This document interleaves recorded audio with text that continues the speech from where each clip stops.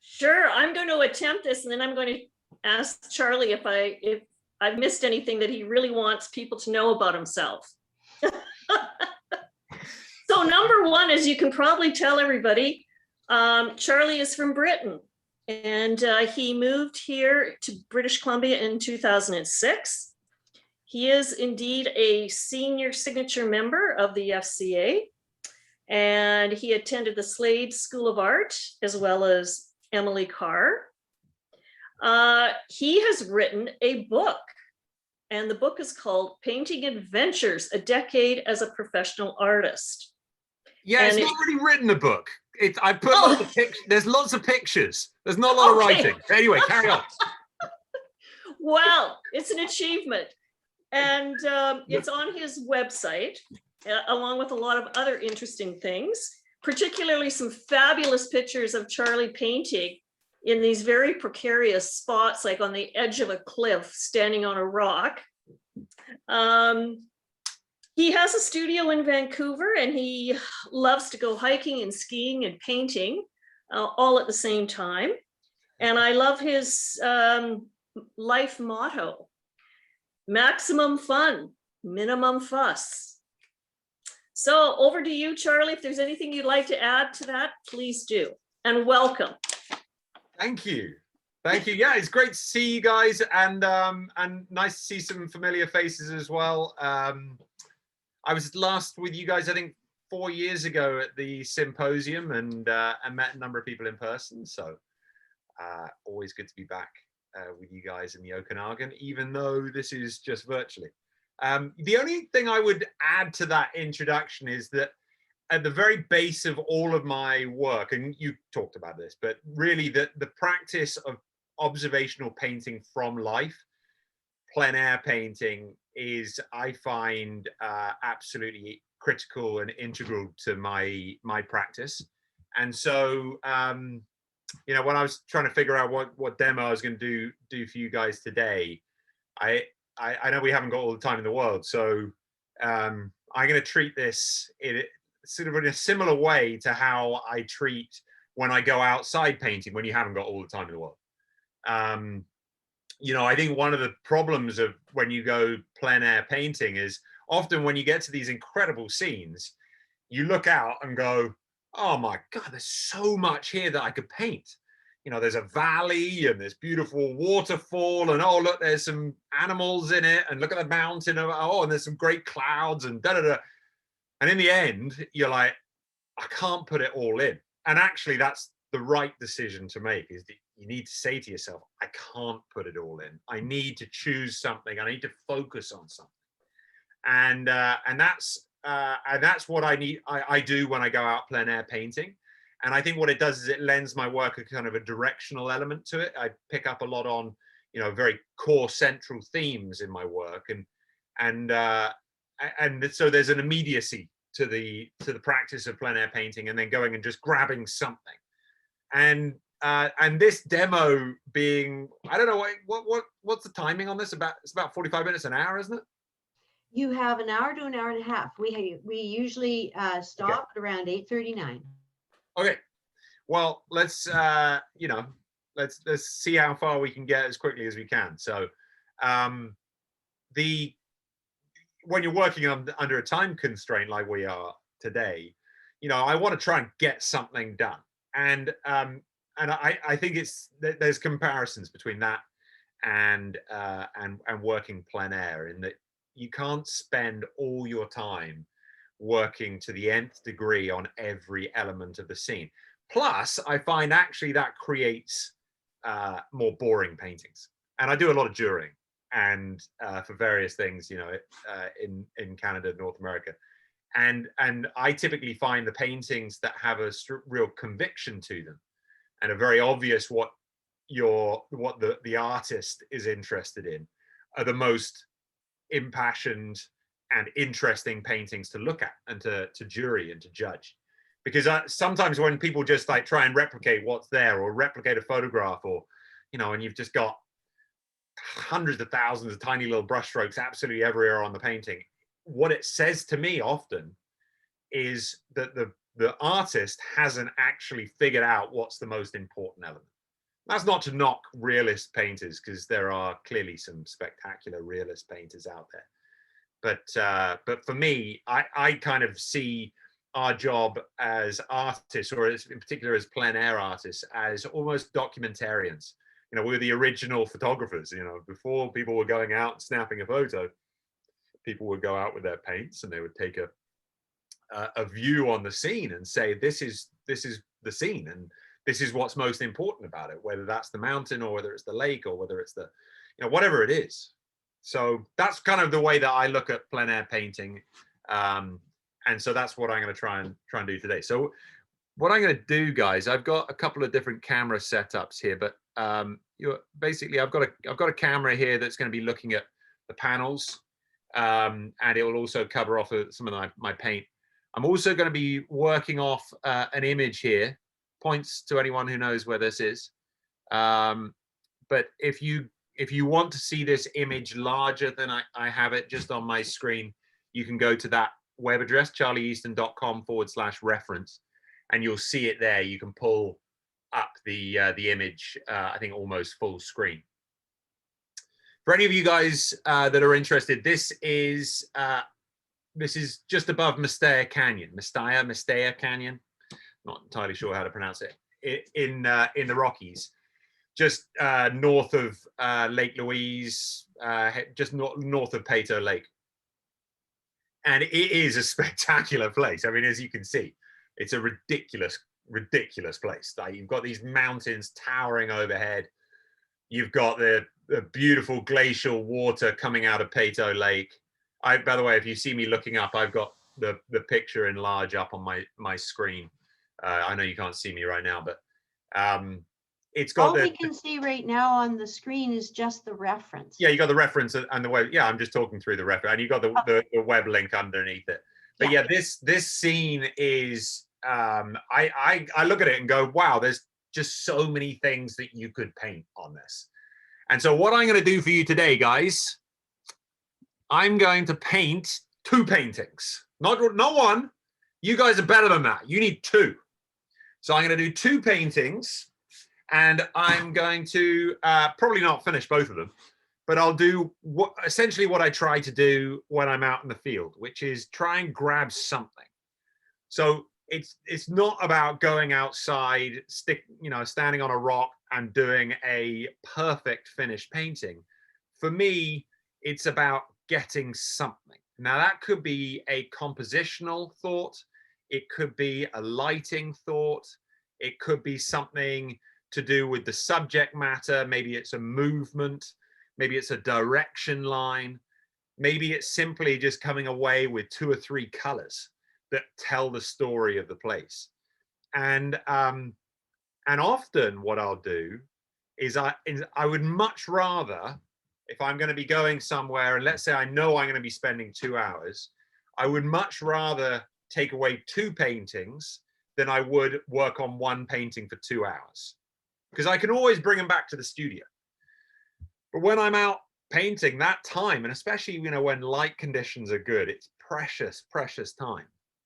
And out here on the West Coast, often it'll start raining or the tide will come in and wash away my easel. So I've got to paint quickly. And so I find starts are very, very important. That's why you can see over here, I've just got a huge bank of paintings that are starts that then will eventually, turn into something. And then maybe they'll end up being a slightly larger painting like the one I've got over my shoulder here. But these starts are absolutely invaluable. And that's why I really think that firstly, being able to get outside to paint, you can start to create a really good body of reference for your studio work. But also you have to learn how to paint faster and to not really invest too much in the outcome. You invest in the process when you're plein air painting. You're continually working to be better in the moment, and that for me is an incredibly zen, beautiful, flow-like state. And so I'm way more invested in that than I am actually producing a decent painting. I could do these two paintings for you today, and they might both be complete dogs. And to be honest with you, I don't particularly want that to happen because I got a bunch of people watching.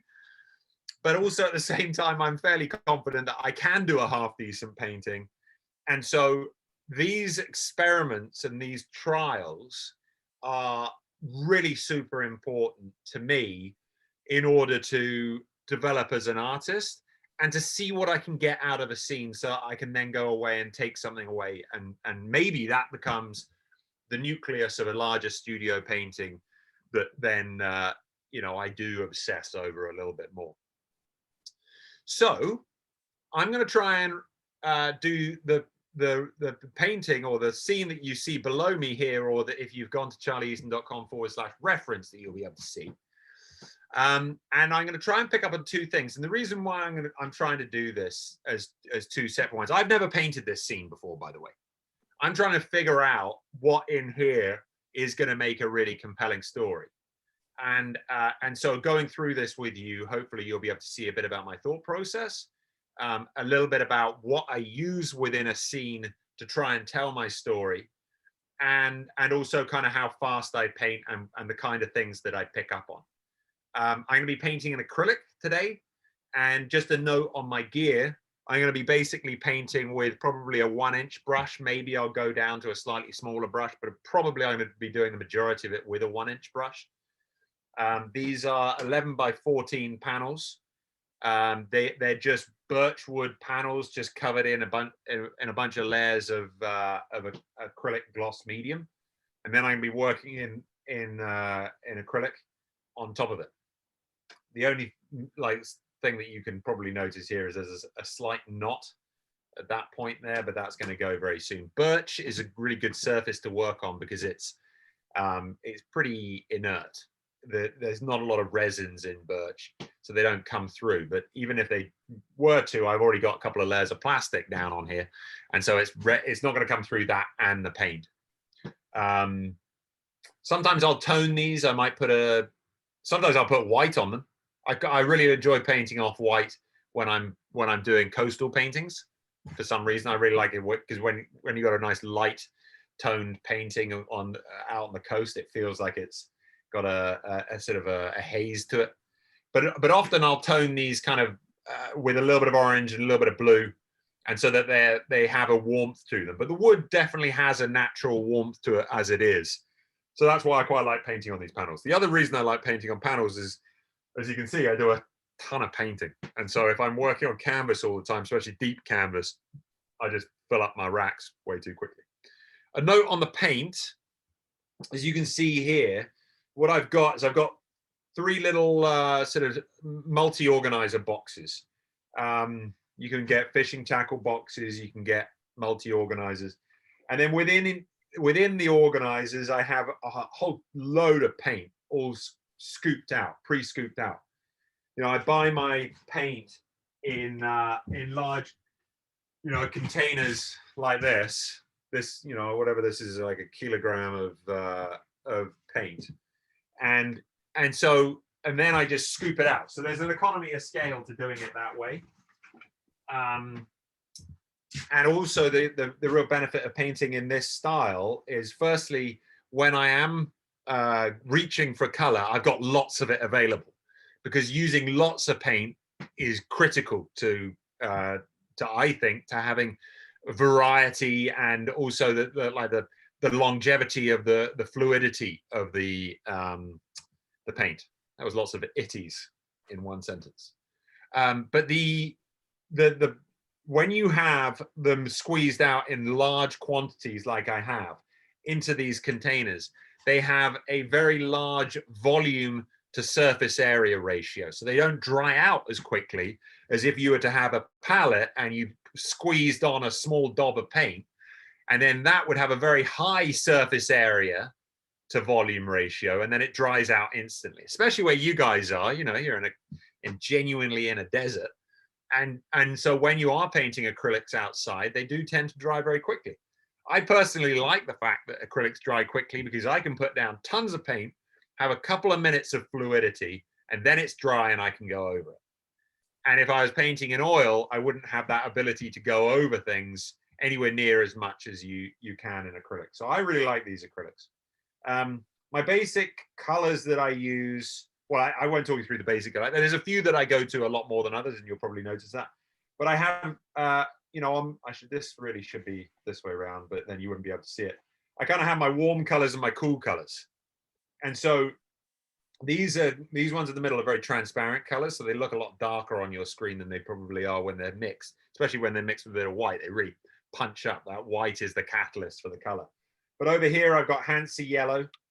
And then in here, I've got quite a muddy because I've put a lot of additional paint in it, but I've got a, this is a cadmium yellow. There's still some areas of purity. So if I really need pure paint, I'll pick from the pure paint. If I need, doesn't really matter if it's just like I need something in that rough area, and it doesn't matter if it's got a little bit of, you know, additional colors on it, I'll just go from, I'll clean it up a bit.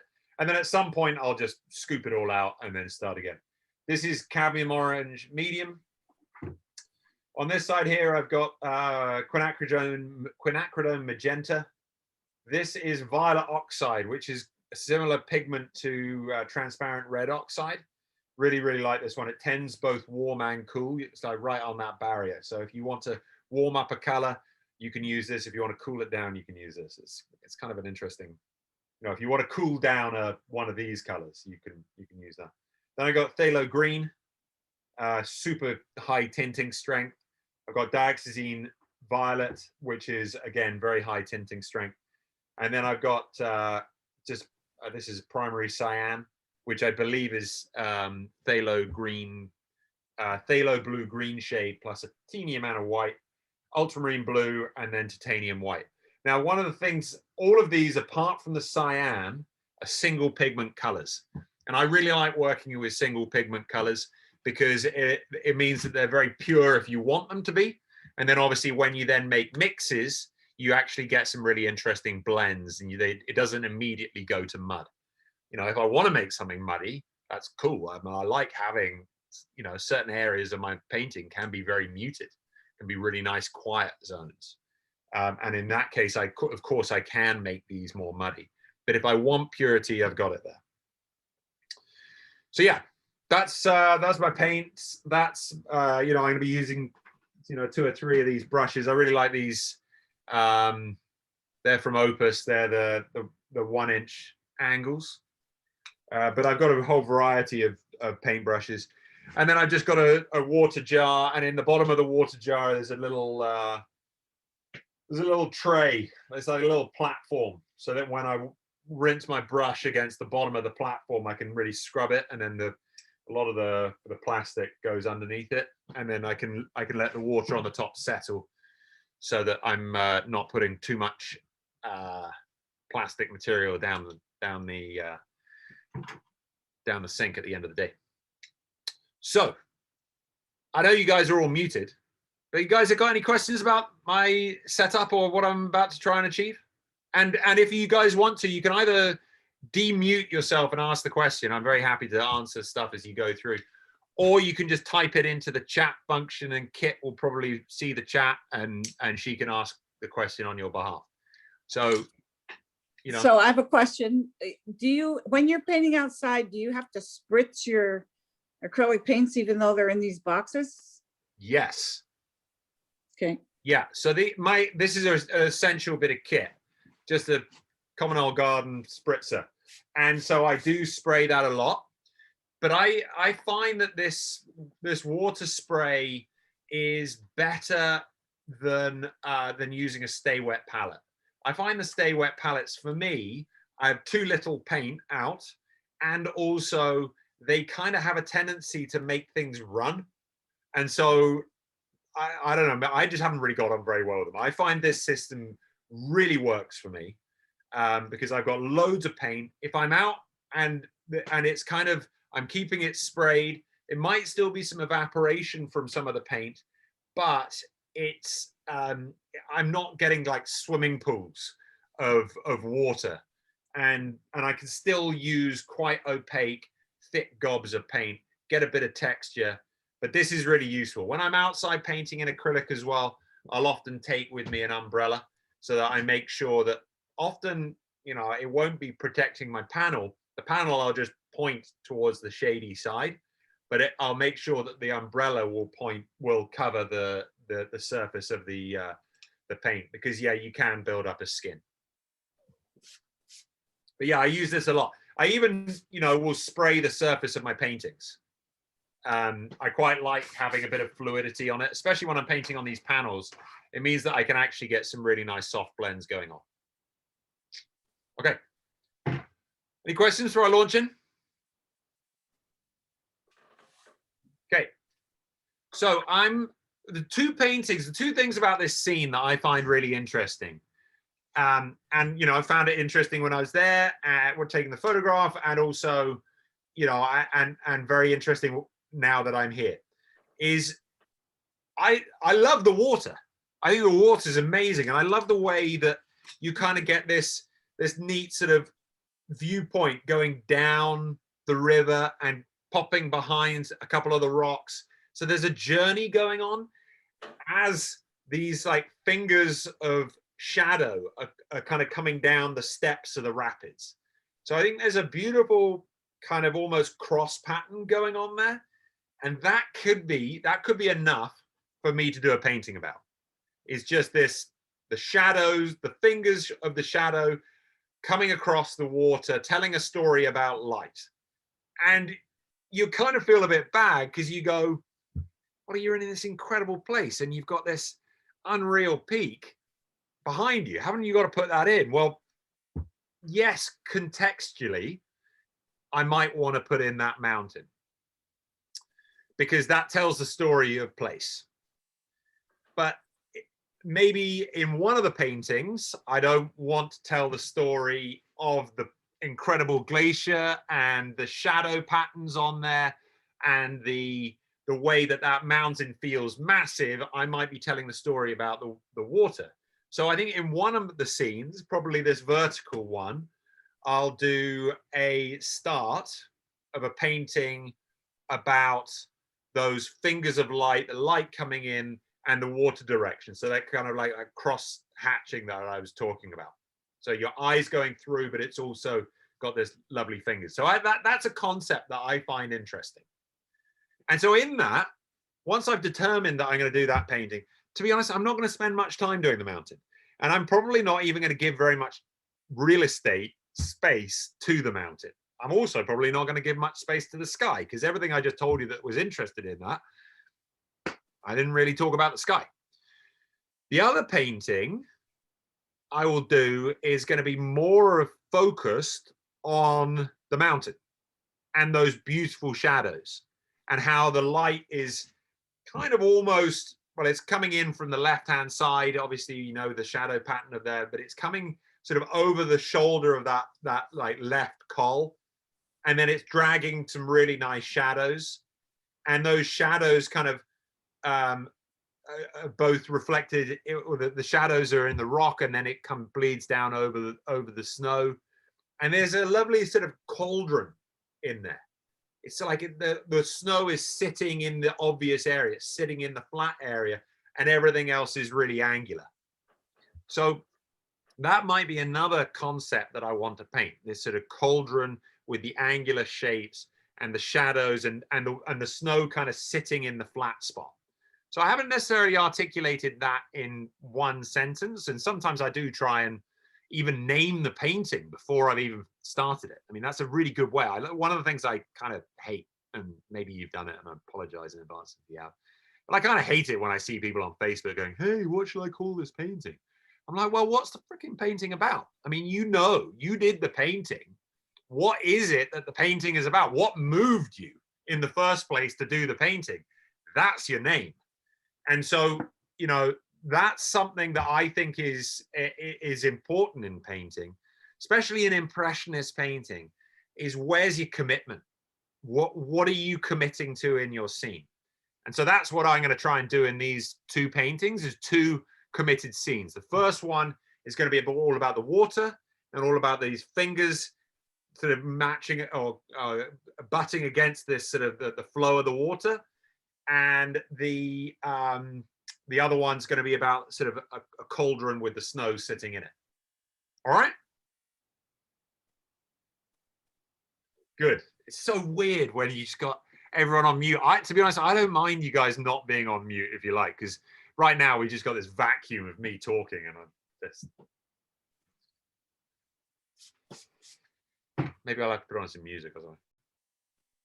Anyway, let's get cracking. So I'm going to work on this right-hand panel.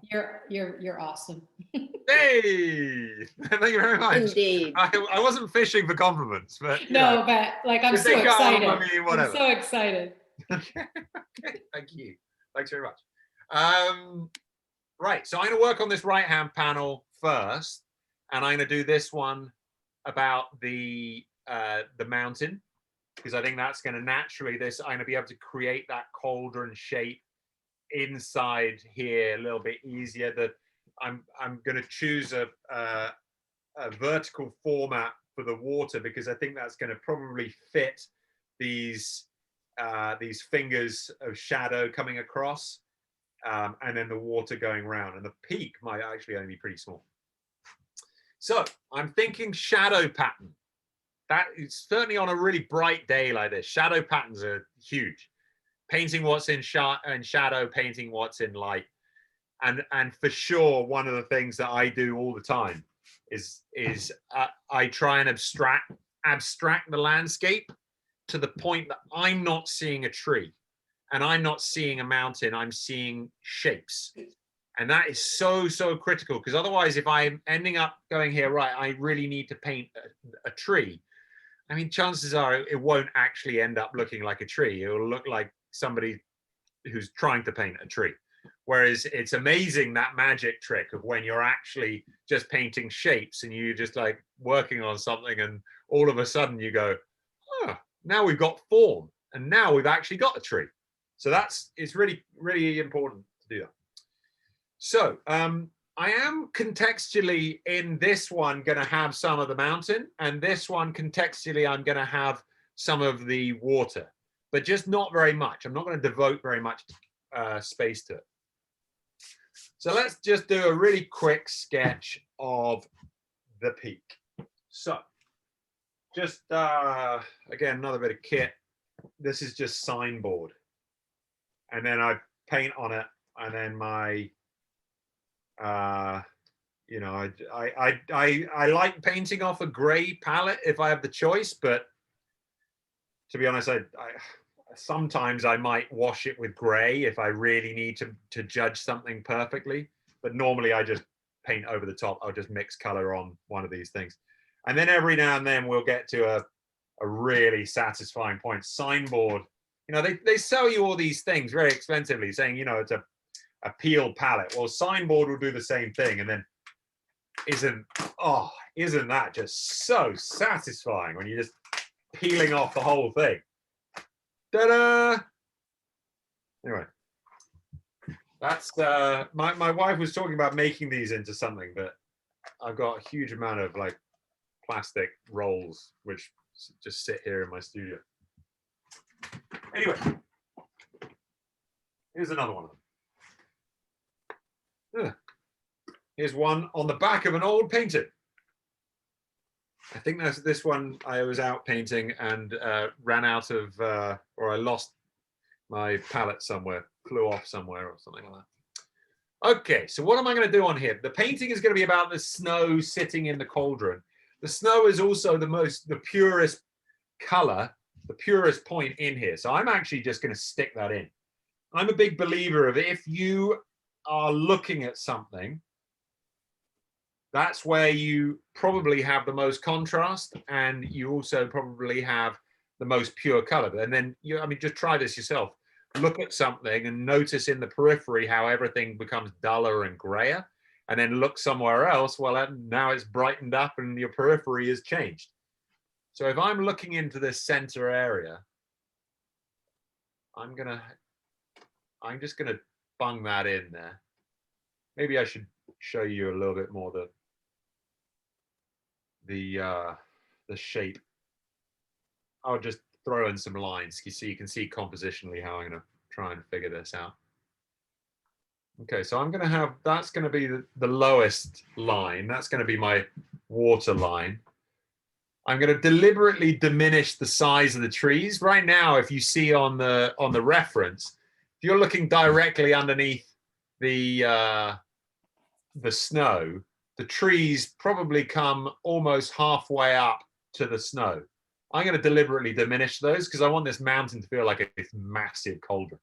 So I think the top of the trees for me are probably going to end up around there. I might have the odd outlier coming over the front. But because my painting is about, I've already determined that the painting is going to be about this cauldron of this massive mountain, then that helps me make decisions. It helps me say, okay, well then how big do these trees need to be? Well, probably not very big, Charlie. And then I want these shadows that are going to come in around this area. See, I'm just picking up little bits of paint. I'm able to just dip the corner of my brush into the paint because it's all mixed and ready for me. I'm just going to put in some of the shadows here. Very blue shadows.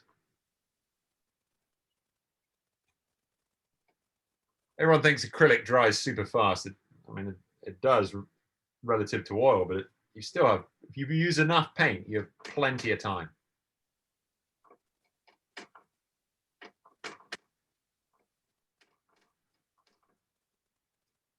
Putting in my shadows.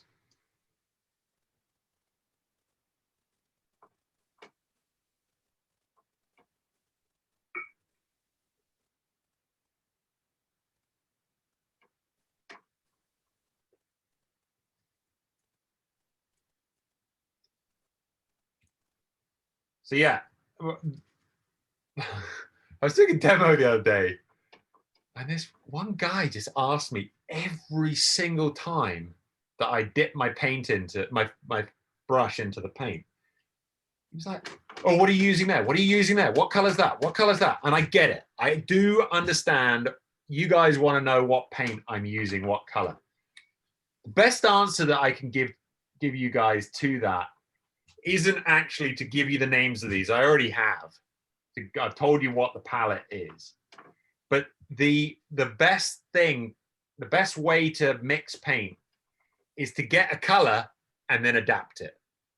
It's not to say I'm going to start off by saying I'm going to mix exactly that color.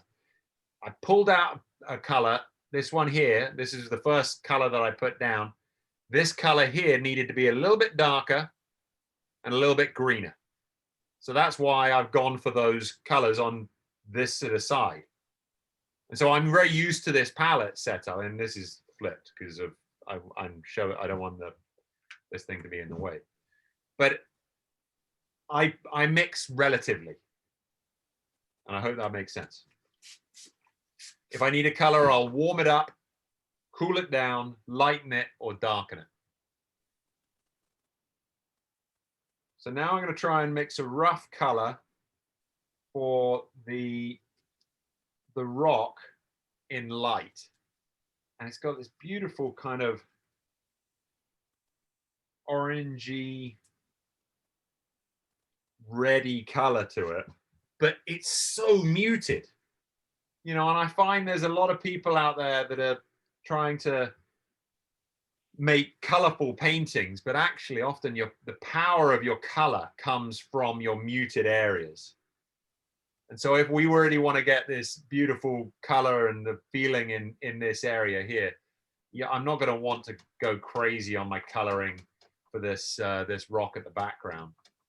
I'm probably going to hold some of the color at the foreground that's pushing your eye up into the cauldron.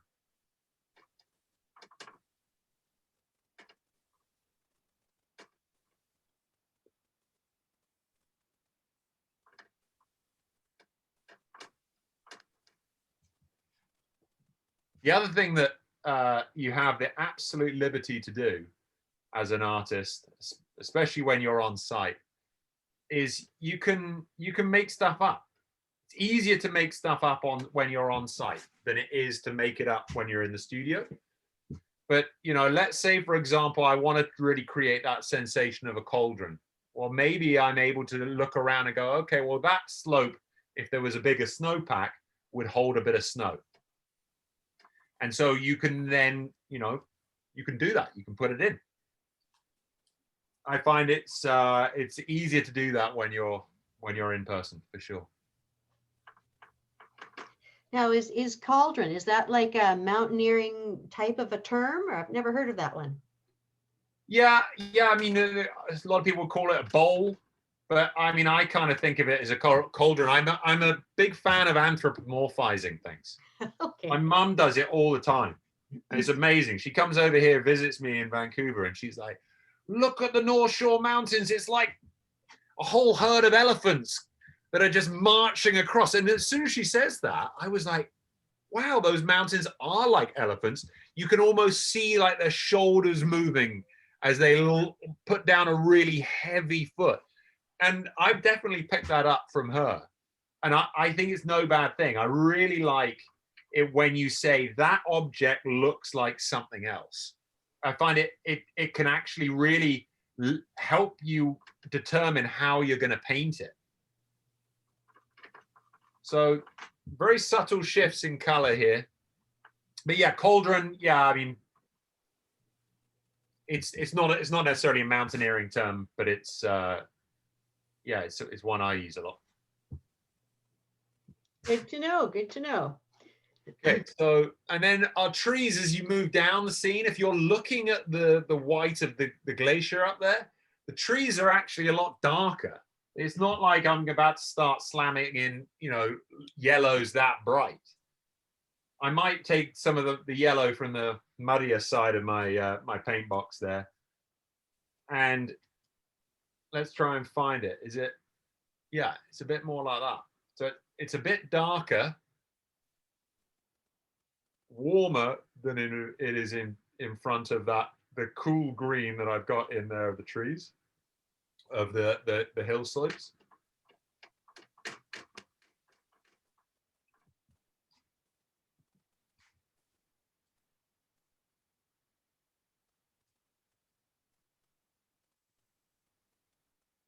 Then I'll find the shade of the trees, which is, it's quite a warm one.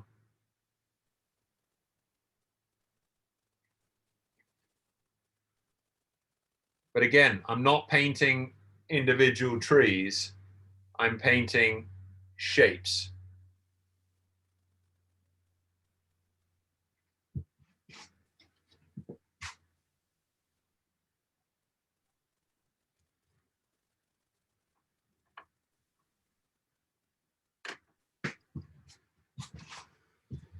Now let's get, just rinse the brush. Let's get some of the sky color in there. Actually, what I'll do first is I like cutting in the sky. I tend to cut in the sky towards, not necessarily towards the end, but I don't do it, I don't put the sky down often and then paint over the top. I like cutting a ridge out from the sky. The reason being, on the left-hand side of this little peak, there's some lovely little highlights that I'm just indicating. And if I'm painting them as a paintbrush, you know, using my paintbrush actively, it looks like a brush mark. But when I cut the sky out of that area, then you'll notice it looks less like a brush mark and more like, hopefully, the snow that I'm trying to represent.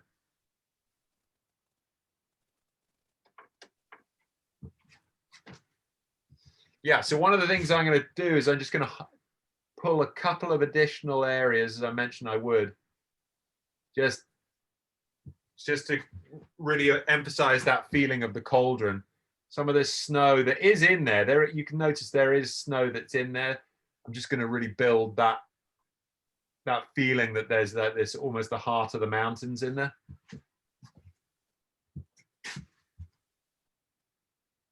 Heart of the mountains, that's something like from Titanic, isn't it? Well, that was the heart of the ocean.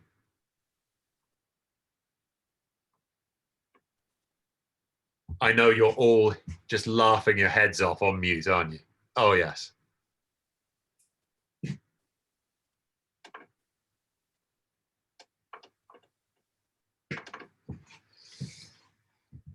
Now let's get the sky color in. Actually, before I do, I'll just let that set up and I'll just bung in a bit of the watercolor.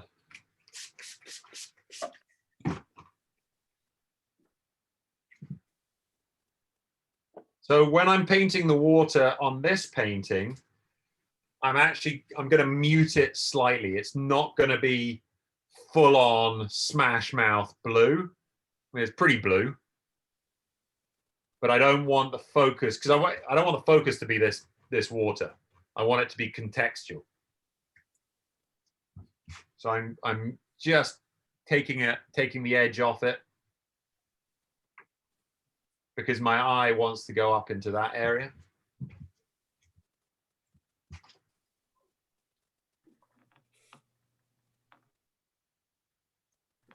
How do you have those panels mounted on that cork board or the pegboard? Oh yeah. Yeah, give me 1 second, I'll show you.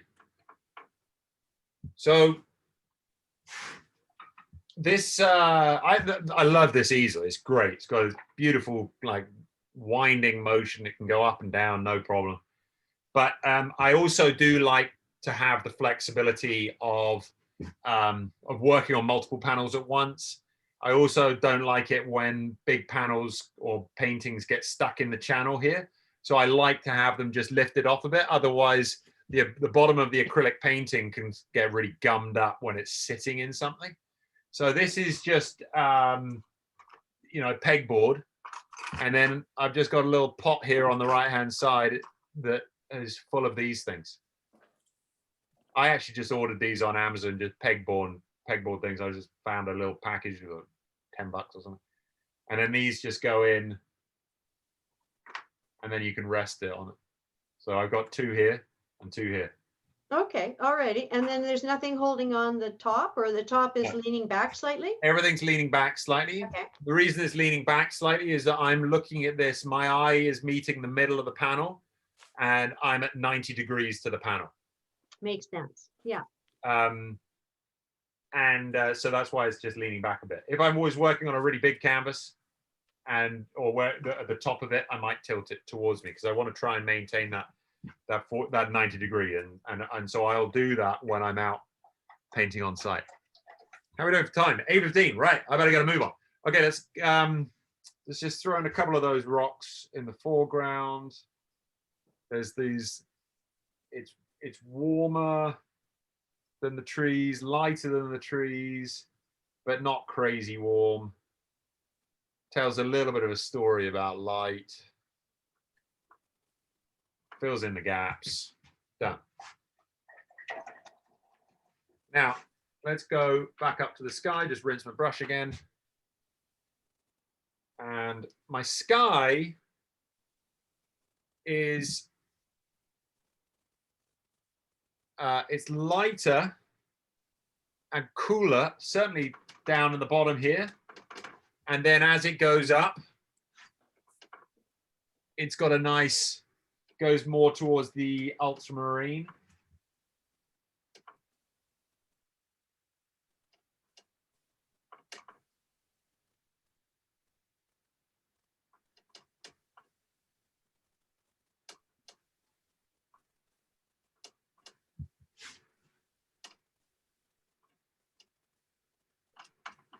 So started off with more of my cyan, and then as it's going higher, I'm going to mix in a little bit of ultramarine and a little bit of the magenta. Everything, I'm using lots of paint, so it's still all nice and fluid.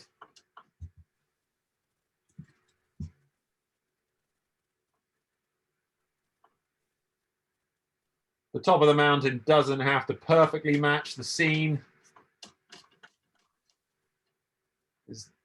I'm never going to present this right next door to the photograph. And then there's a lovely shadow, which is reflected, it's atmospheric light. So it's not direct light. And it's lighter than the sky and warmer than the sky. Can you guys see that? This little shadow in here? When I said it's lighter and warmer than? That's what I was making my comparison to. I was saying, okay, the sky color that I've got in here, the color that I've got to mix has got to be lighter and warmer. So I'm going to be using a bit of white, and I'm going to mix this into the sky color. I'm going to put in a little bit of white, and then I'm going to take a little bit of magenta. It is an absolute curse, this. Whether I'm painting or not, everywhere I go, I am always asking myself, is the snow lighter or darker than the sky? Is it warmer or colder than the sky? I'm constantly doing those references, and it helps enormously when it then comes to painting. You're able to then go, yeah, I've got a pretty good sense of which way that is tending. So I would encourage you guys to do the same. You see there, I just smashed that in, not particularly carefully, but you can see that I think that judgment that I made was kind of correct.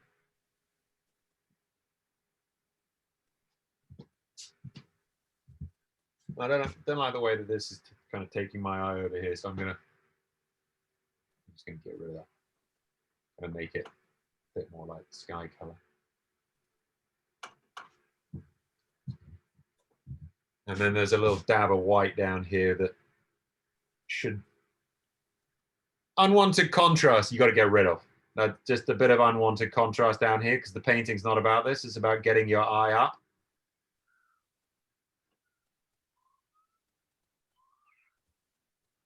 And I think I need to have just a tiny amount more bounce coming up from here.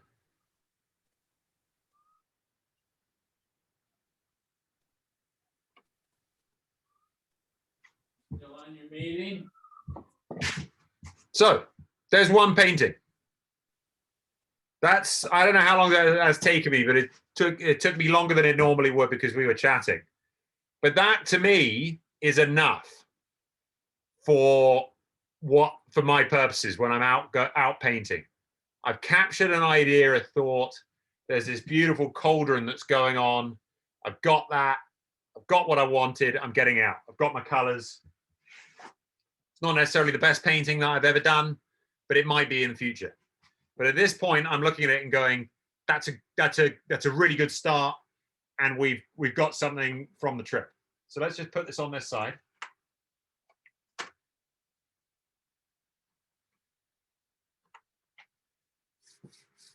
And now let's work on the other one. And you'll see some of the decisions that I make will be slightly different. Okay. Now this one is going to be about the water. And it's about those fingers of light coming out as the direction of travel moves your eye back in here. I take a different palette. Now here, because this is more about the water area, I'm okay with having a few more really, bright hits of light and color, because the light, I really want to tell that story of the light coming through. So I'm just going to put in, I've done the same thing that I did last time. Why don't I just show you the structure first? Often I go for my purest points. Okay.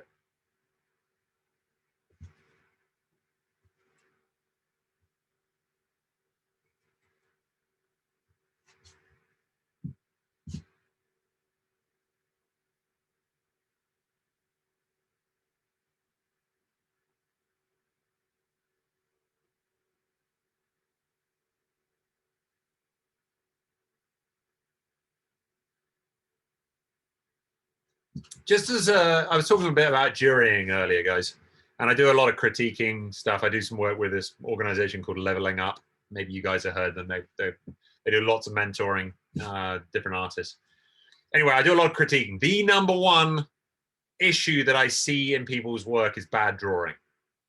And when it comes to something like painting water, people kind of want to tend to make it look like you're right on top of it and paint like this bend looking like this. Well, maybe that's your direction of travel, but you can't have the sides of the water looking like that, because even though that's what you want it to look like, because you're thinking, oh well, I'm gonna go down that direction of travel, you've got to obey the laws of perspective. Drawing is enormous.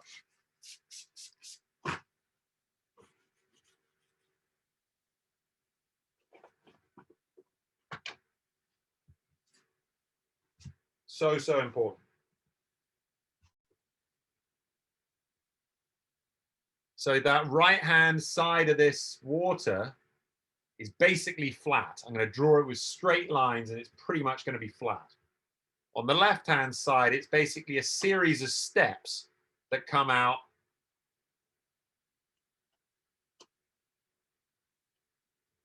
Kind of like that. There's no big swoop. I'm not looking down. And the last little bit, this area here is probably, that area is probably the same distance, or maybe considerably larger than the rest of it, just because of the way that perspective sucks you into a scene. If you don't get that right, your painting space will collapse. There is absolutely no substitute for good drawing. You look at some of the painters that you guys probably really admire that are working here, you know, people like Mike Svob, people like David Langevin. I'm not sure if I pronounced his name correctly there, but people like that, excellent drawers. You know, Liz Wilson, you had something class with her, or a presentation from her. Excellent drawer. Brent Lynch, excellent drawer. You know, and there's no substitute for it. You've just got to draw. There's no silver bullet, unfortunately. You just got to keep drawing, and that's pretty fun. I mean, that's how I kind of got into plein air painting, was because I love the environment that we have here in Canada, but at the same time, I've always drawn and sketched wherever I've gone. It was like the thing that I did whenever I was abroad. I was in Europe, whatever. I'd take my sketchbook, and then when I got outside and started seeing these incredible scenes that we have all around, it became the natural extension to say, I'm going to paint this rather than just drawing it. And so that skill set has certainly stood me in good stead. Okay, I'm going to put in some of my purer colors in here. So this is a couple of the highlights on the rock, a couple of the highlights on the little rocks across, and then I've got the water. It's starting to get my cross area here. My water where there's the froth. I'm just going to paint it all right now, and then I'll go in and put my shadows on it.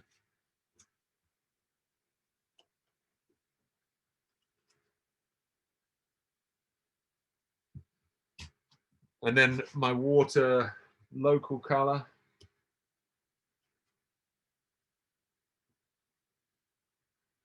Not as, I mean, these glacial lakes are actually a little bit muted. They're not always just, you know, huge smash mouth bands of color.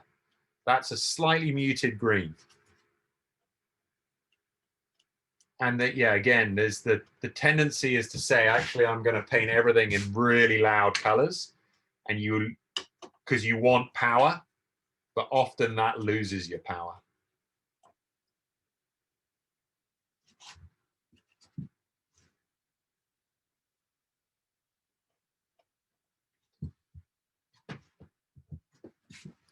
Okay, now as the shadow comes across, it's quite ultramarine-y blue. It's quite, yeah, it's got quite a blue to it. It's not super dark, but it's obviously darker than the froth in light.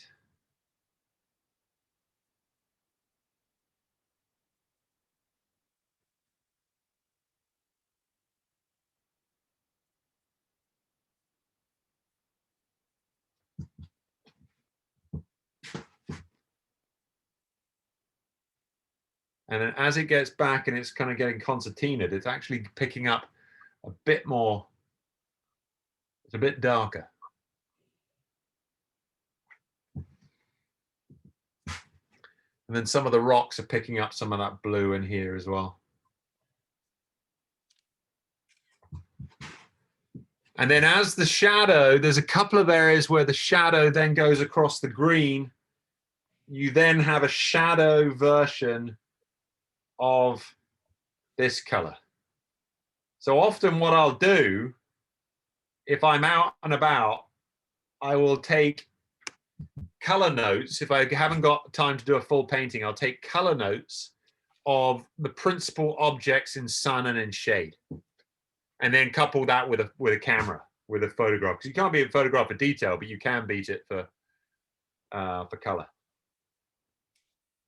I'll change my brush. So that's the first brush change that I'm doing now, because I want to get a bit more purity in and a little bit more heat into the shadow of these rocks. So I'm using a bit of a combination of my Daxazine Violet, the cadmium orange, and a bit of this violet oxide. Maybe I'll put in a bit of green as well, because that will offset it just a touch. And that'll be a really nice dark color, nice warm dark color. It's going to go into the shadows over here.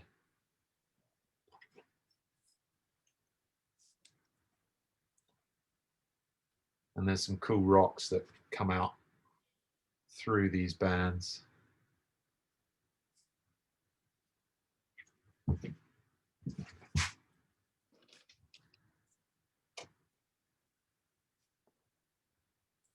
So before you stop, can you also tell us sort of what you pack to do the plein air, or what your pack looks like? Or sure, yeah. I mean, I have 3 different setups. I'm not going to be able to show you all of them right now, and I haven't. And certainly, you know, come and take a workshop with me sometime.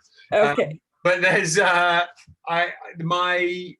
have 3 different setups. The lightest one is a gouache setup, and that goes in basically into like a little fanny pack, little bum bag. And then my oil painting setup is the next largest, but it's still less large than my acrylic painting setup. Acrylic paints, I like to paint a bit bigger than I do in oil. And I am also, you know, you got to take your water in and out. I do believe that certainly when you go somewhere like this, you don't want to be pouring plastic into this water. So now I'm just going to, but yeah, I can talk a little bit about that a little bit later. I'm just going to block in very quickly some of the mountain, and I'll show you kind of how much detail I'm going to put into it.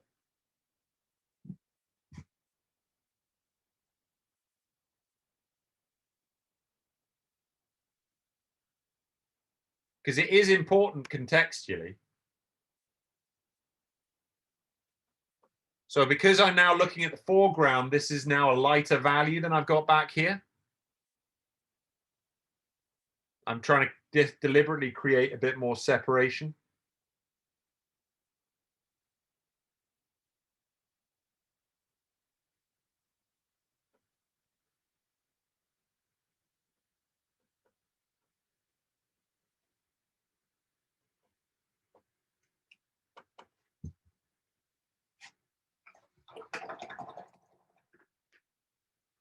Then my sky value is lighter again. When I'm out on site doing these decisions, one of the things I do is I make sure that I'm looking at my center of interest when I'm making these value judgments.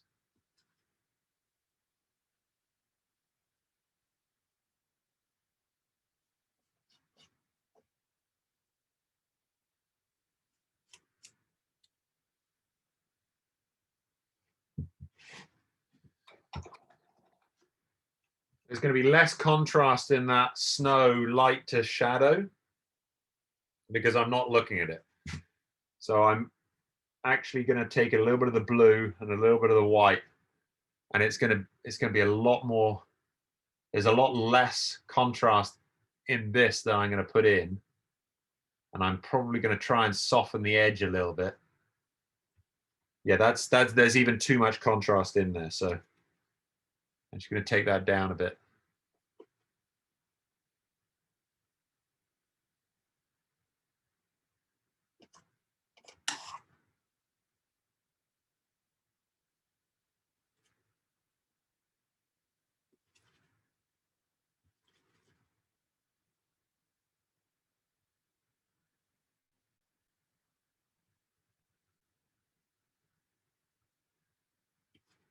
Not a lot of painting going on in this background. It's more just indications. Contextually, it's an important element.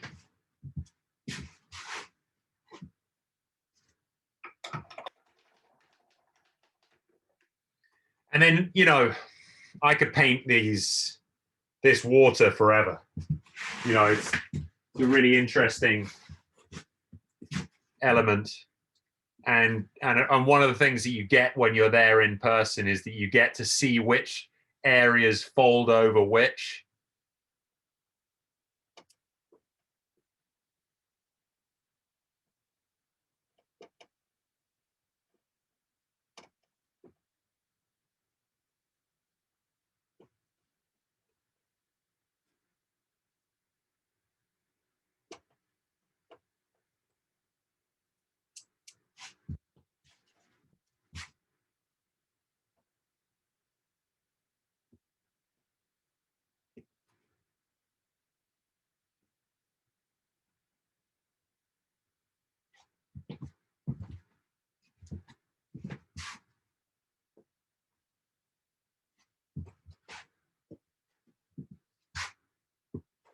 Okay, what time has we got? 8:30. I'm going to make sure we leave some time for questions and such. And you guys probably wanting to get off anyway. So yeah, direction, fanning out of these fingers. Generally, if my painting is turning out to be a dog, it will be because of two reasons. Either I haven't used enough paint, or I've veered away from my original concept.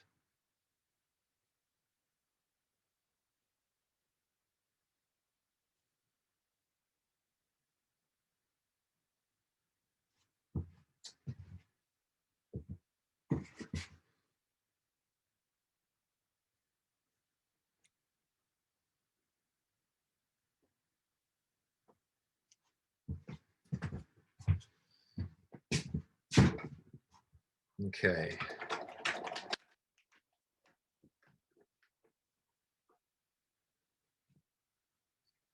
I'm approaching the time where I would consider this, you know, that I've got what I've wanted. You know, I'll try and get this amount done fast, and then anything else can be finessing if the light's continuing to stay the same.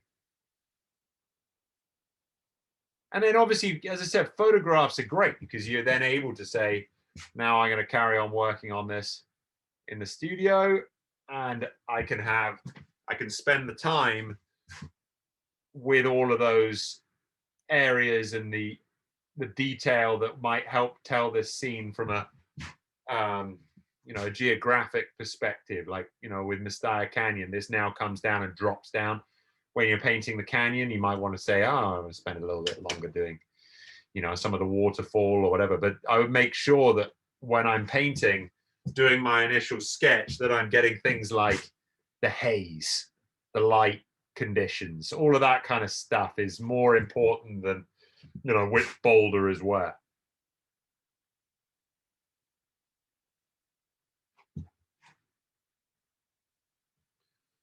Just get a couple more hits of warmth in these rocks.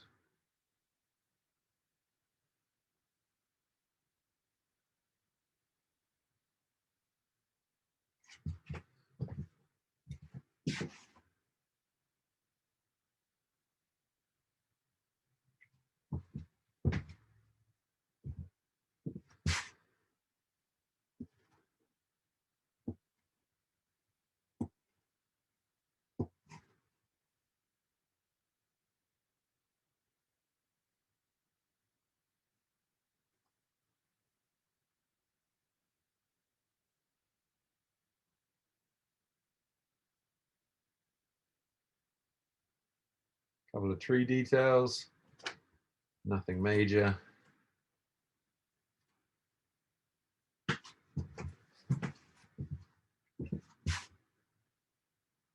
Yeah, geez, I'm gonna stop there.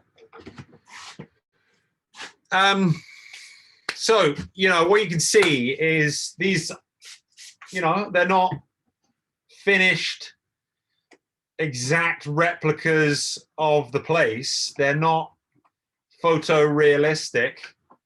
They're not designed to be. But also, in my mind, when I think about the art that I love, that's not what I gravitate towards. I gravitate to paintings that, you know, people like the Group of Seven, just these power painters that have said, this is the most important part of the scene, and then they go after it with absolutely everything in their locker. And yeah, it's horses for courses. There are plenty of good people that you're probably going to learn from that will do things in a different way. But hopefully this gives you an insight into my practice, the kind of things that I find important in a scene, and then how I will direct your eye to things that are more important to me than areas that aren't. And, you know, I really believe part of the power of us and our brains is the ability to have a narrative, the ability to tell a story from complex pieces of information through editing. We are able to then say, okay, well, these are the 4 or 5 most important things, put them together, and there's your compelling story. And that's something that I really enjoy doing. I enjoy that process, and I think it does benefit your art in the end. So 2 little sketches, they'll end up in that pile up there, you know, either that or on the fire at some point. But I think there's something cute about these, you know, and they both got an interesting perspective. So, any questions? So Charlie, will you use those to make bigger paintings out of potentially, or just finish off those at some point, or both? Yeah, so 3 fates await these new cute additions to the family. Is that basically they'll either become reference for something else, or I'll finish them up and there will be paintings in their own right, or they'll get burnt. Okay. But, you know, if anyone wants to make me an offer, everything's for sale, guys. Oh dear.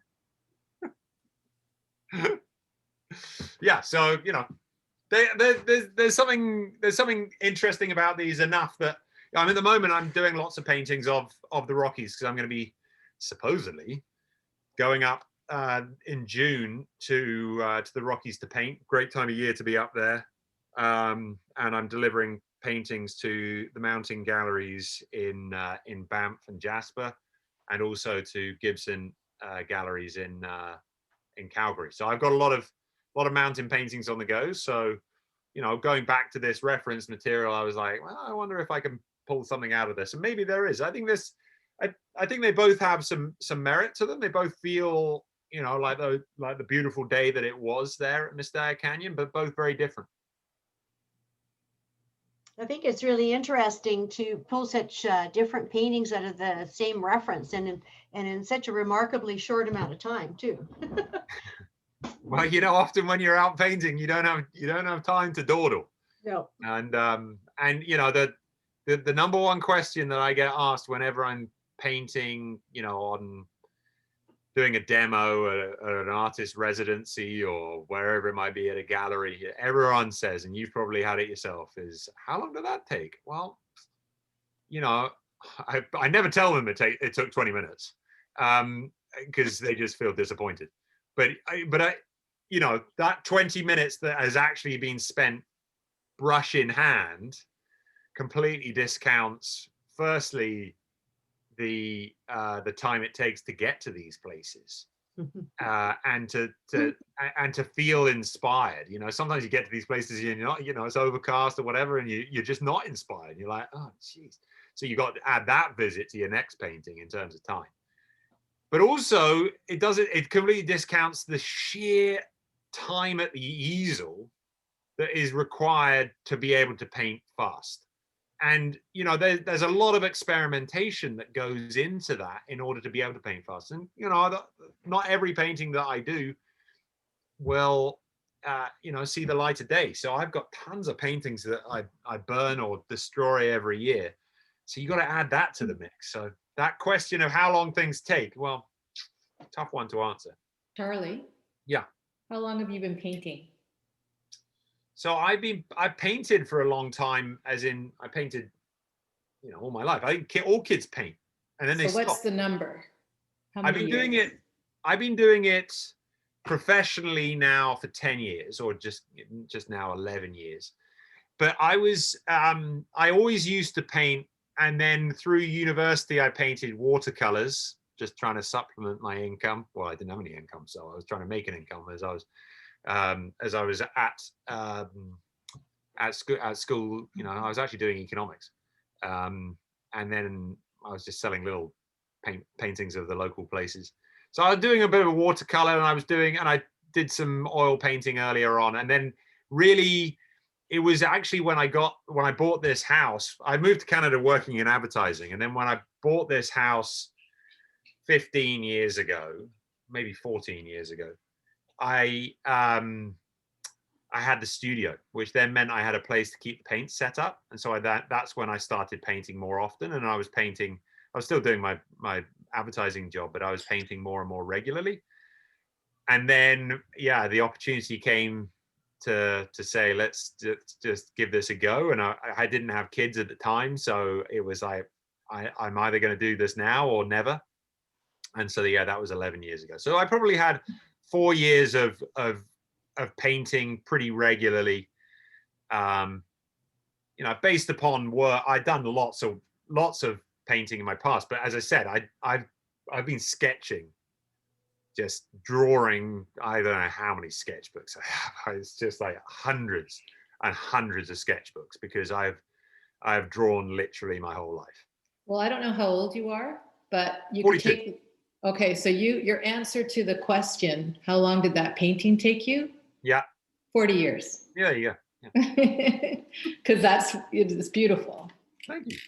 Charlie? Yeah. This is a question more on your presentation on so you're painting on these panels. Are they what, a 1/4 inch or an 1/8 inch? These are 1/8 inch. And how do you frame them? How do the galleries display them? Wow, see, I quite like giving them small little panels like this, because they have to frame them. Well, actually, they don't. I do go into some galleries and they have these, and they've just got them lying on the floor, and I'm like, what? But yeah, so a small panel, like, you know, even almost up to 16 by 20. If you put the gloss medium on both sides, they kind of straighten out. But yeah, 16 by 20 is probably a bit too big. 12 by 16, you can get away with it just being a panel, and then as long as it's put into a backloading frame, it holds it nicely. You know, this is a painting that I did the other day. This is a 12 by 16. You can see, 16 by 20. You can still see it's pretty flat. It hasn't warped a great deal, and that's an acrylic painting that I did out on site. And so that is you know, it's archival for sure. But sometimes, yeah, what I'll do is I'll build a cradle for it. But yeah, I like painting on things this size, because then if they don't go anywhere, I'm not clogging everything up, and I don't have to rip a canvas off a stretcher. So I can fit more crappy paintings in my you know, broom cupboard than I can when I'm painting on panels than when I'm painting on stretch canvases. Charlie, under what circumstances would you choose oil over acrylic? Good question. I paint, actually, these days I paint more in oil plein air than I do in acrylic. And the reason being is that I I love painting acrylic plein air when I know what the conditions are going to do. And that could be that I know that they're going to dry quickly. As long as I know that it's going to happen, then I can be mentally prepared for it. But when I don't know, if there's variability, then I like to have the oils with me, because then I just know that they're consistent, whether it's in the full sun or in the shade. There's also real benefits to painting in oils. There's benefits to painting in acrylics. There's benefits to painting in watercolor and gouache. So I will, you know, I do like painting in oils plein air, partially because it's a smaller pack. And I've been doing more of it because, recently I've been able to get quite far into the backcountry with them, and it's a smaller pack. And also when I'm painting in the snow, your acrylics don't do so well in the snow. So the oils are better for that. Why are oils a smaller pack? You got smaller tubes. Okay, so you're not taking the big, No, my oil painting kit is here.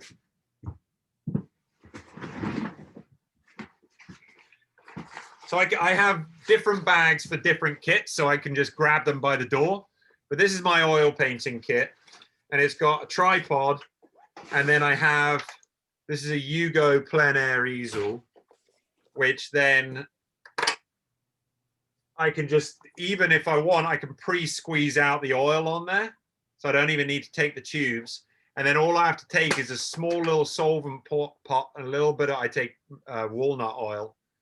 And really I can get down to a pretty light pack. My acrylic setup, I generally like to paint a bit bigger in acrylic, a bit more sort of active brush strokes. I find oils, I'm tiddling around a bit because I've got to be a bit more planned. Acrylic, I can just like slap it down and keep working on it and go over and over and over. The acrylic stuff, so I paint a bit bigger. I use a Soltec easel, which is a big bomb-proof, great easel, but it means I can paint up to kind of like 24-48 or 30-by-40 on that easel. And it's just heavier, it's bigger. I've got to take in my water. The acrylics are heavier as well because you've got to use more of them. There's more water and binder in there than you have in the oil paint. So it's just a bigger setup. Favorite area to paint and what's on your bucket list? Like dream, what's on the list? Favorite area to paint? Well, I mean, geez, like the Rockies, you can't, that's pretty spectacular. But all around here, it's great. I'm lucky enough to, I got a property out on the west coast of Vancouver Island, near Bamfield. And so last year I actually spent 6 months, we were hiding from COVID, took the family out there and we had 6 months living it off the grid, just eating what we caught out of the sea. And so that's undoubtedly it's my favorite place in the world. And so it's therefore probably the favorite place to paint because it is spectacularly beautiful and I have a natural affinity to it. And as you can see, I get the most out of the paintings when I'm able to be directional and intentional with my paintings.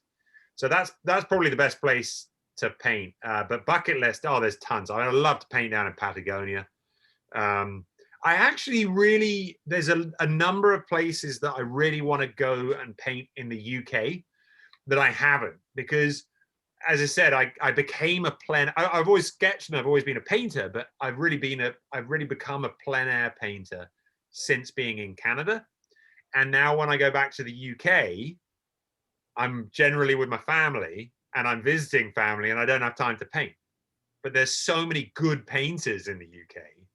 I just want to give a few of them a call and say, hey, let's go painting. And I want to go see some of these incredible places that I've seen in my youth and sketched, drawn, and I want to go and paint them. So yeah, that would be my answers. But really the answer is anywhere. I mean, geez, you can be underneath a highway overpass and have an incredibly beautiful light condition. And then that can be enough.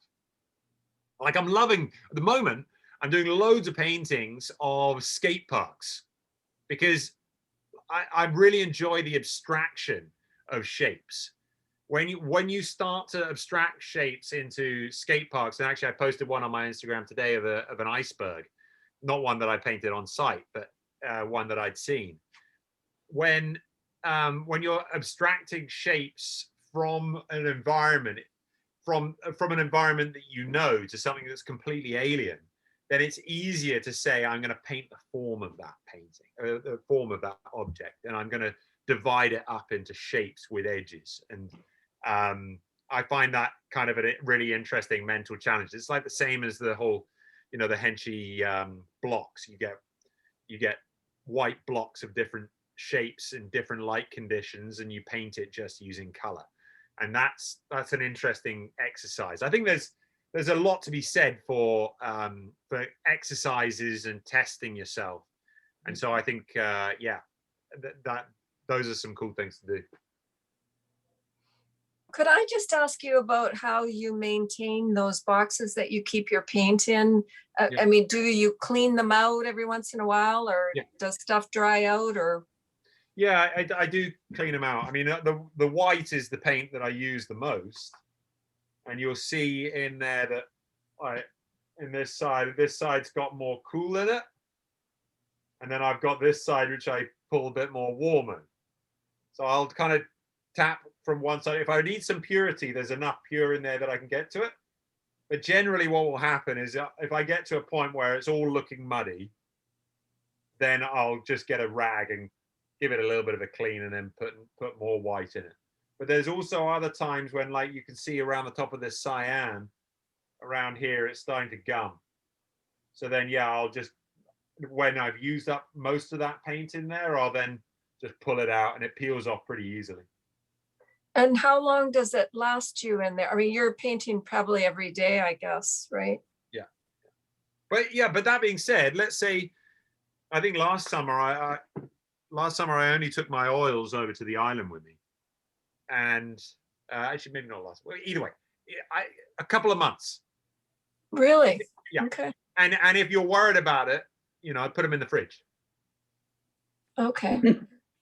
But basically, as long as it's humid in there, then they'll be okay. It's exactly the same as when you're buying your big pot of golden acrylic or wherever acrylic brand you got. It's in a pot. And yes, in there, it's got a little bit of a gas in there. That's a good point. You shouldn't, when you're opening the lid of one of those things, you don't want to tilt it because you can't see it, but the gas is heavier than air and then it pours out. But either way, if you just give that a little spray, make sure the atmosphere inside is wet and put the lid on, it's going to stay wet for a very long time because you got lots of paint in there. So that's the same thing. You make sure you got lots of paint in these things, and it's a moist atmosphere in there, they'll last for a bit. Sometimes you might find that the water will go a little bit kind of moldy, but that's pretty easy to take off the top, and it doesn't, I think, I haven't found that it affects the integrity of the paint. I've found that if I use distilled water when Yeah. I'm mixing certain things, if I'm mixing a medium for an isolation coat or something, it will last a lot longer than. Yeah, no, you're probably right. I've heard that as well. I'm pretty lazy with a lot of that stuff because I paint so much with it that, yeah, as you were mentioning, I get through the paint quickly, and typically I'm able to create a finish that is still going to be archival. It's still going to last longer than me. Charlie, if you had used oil paints for those two paintings or on the birchwood panels, would you have prepared them in the very same way with the acrylic gloss, or would you prepare it? Would you coat them differently? Yeah, I do exactly the same way. I just put a few more layers of acrylic gloss, and then, you know, I when you're putting more and more layers of that stuff, it becomes more important to sand in between each coat. Otherwise, you end up with a pretty tacky surface. It becomes so slick and tacky that I don't particularly like it. But I actually really like painting in oil on that acrylic surface, and I've never had any problems with birch bleeding through the oil or with the oil bleeding through the plastic. Okay. Do you use canvas much? Do you paint on canvases much? Yeah, I mean, I paint certainly the bigger stuff. Like these are all, you know, I got loads of big paintings on at the moment that are stretched canvas. And I do like taking canvas out into the field, and if I can, you know, possibly if I know that I'm doing a painting, especially if it's a commission, if I'm doing a commission plein air painting, I'll take linen. But if I'm just painting for myself, I'm too cheap. Okay, thank you. You can't beat linen. Linen boards are the best in my opinion. The best of any surface. Linen boards? Yeah, linen that has been bonded to a board. Okay. Any particular kind of board? Well, it's just something archival, just something hard. So that Raymar makes one, and they're just really expensive. Okay, thank you. But if you got all that money to be spending money on linen boards for paintings, you know, you should be you know, considering buying a Charlie Easton original.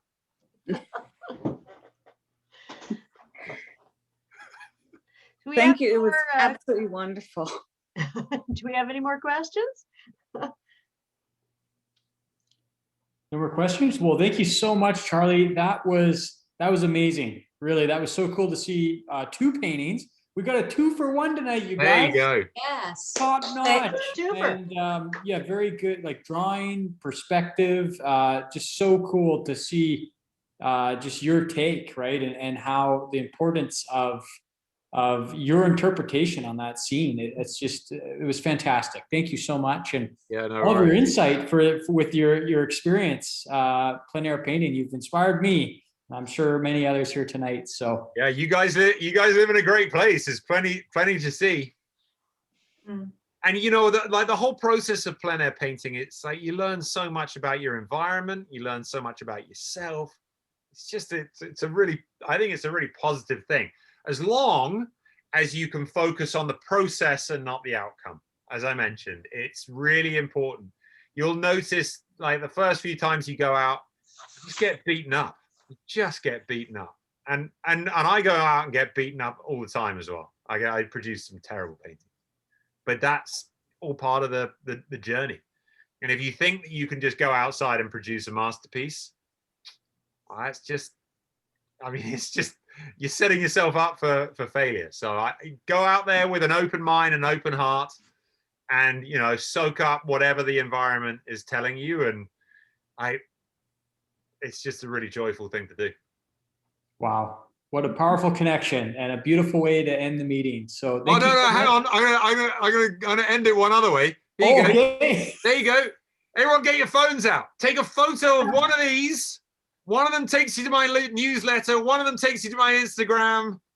And one of them takes you to my website. So go and check out one of these things. You're gonna have to do another demo on how you do all these screen things. Love it. Well, I got all the details from him before we started, so. This is amazing.